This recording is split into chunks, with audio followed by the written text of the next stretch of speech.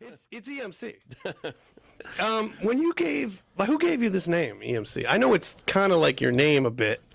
I just gave it to myself, man. I was just trying to think of an MC name, and I was like, all right, what am I going to call myself? And my last name is McIntyre, but McIntyre spelled with an MC, so MCINTYRE.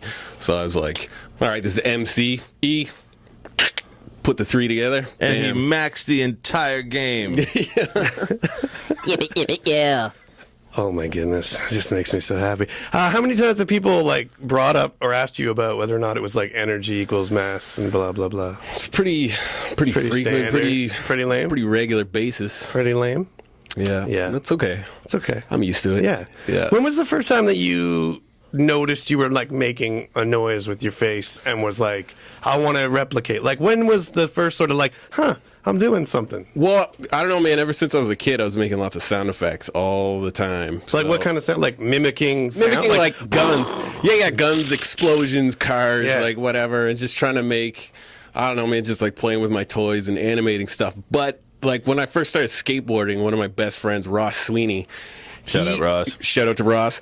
He was like, him and I were hanging out, and he's like, "Oh man, I can do this thing. It's called my one-man marching band." And I was like, "Okay, well, what is it?" And he started doing it. He started going like, just like that. We were like little kids, and I was like, "Oh shit, man!" I was like, "I can do that too." So I was like, and I was just making these stupid sounds, but you know, around the same time, just kind of started getting into hip hop, hearing beatboxing, and I was like, "Okay, that's cool," but I didn't start yet. It wasn't until I saw a skate video, and right before this guy's session, because they were shooting it in Philadelphia, and Scratch from the Roots as at the intro of this guy's skateboard session, he started doing the vocal scratching, and I heard that, and I was just like, oh my God, that's the craziest thing I have ever heard in my life. Yeah. I was like, I have to learn how to do that. Like, I didn't care about making beats. I never did. All I ever wanted to do was be able to scratch with my voice. Right. Because I was already rapping at this point. Okay. So I was just like, man, if I could rap and like scratch my voice, it's like, that would be the sickest thing ever.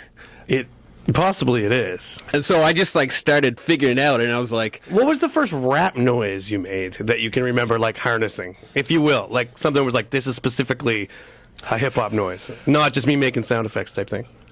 I don't know, man. I think I was just screwing around on the microphone, and I just started doing like percussive sounds, and it was just like super intuitive. I knew right away because I was just screwing around. I was just like I could just do that, and I was like, just came. It just came, and my buddy was like, just looked at me, and he was like, "Holy shit, man! You should really keep doing that. Yeah, like you're onto something." I feel like beatboxing is new, is in the history of humankind, certainly a very new thing, but also not at all like probably one of the most ancient.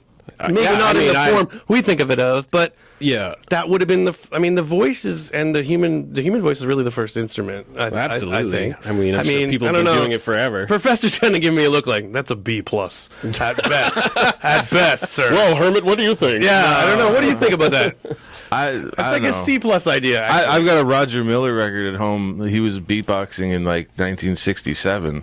And it was legitimately, I mean, they wouldn't have called it beatboxing, but he was legitimately making drum patterns, right? You know, just kind of scatting almost. So it's been around, but it certainly wasn't until, like Dougie Fresh put it on the map. Yeah. People were even doing it before him, but like he, with the show, yeah, that made it a thing that people were aspiring to do. I was just thinking of like, throat singing and like stuff like that. It's not really a million miles away. No, I mean, because you're doing those like bass sounds, bass tones, and you're doing. I'm assuming you're harnessing the same as like throat singing, all the like, it's like grindy, low. Wow. Yeah, love that stuff. So, is breathing the key to this whole thing? Absolutely. Finding very creative I don't mean breathing ways, like not being dead, but I mean like creative ways to ingest in air while you're doing it, for sure. So like, are you good at swimming? No. I don't know. For some reason it made me think of swimmers. I don't know. Just grabbing a little bit of air when they Nonetheless, I have also seen you like beatbox for a freestyle cipher that lasted 45 minutes. This was like Gus's Pub with Check Love and a whole bunch of other people. And you were nearly dead. You were deathly ill. I think your lung collapsed afterwards.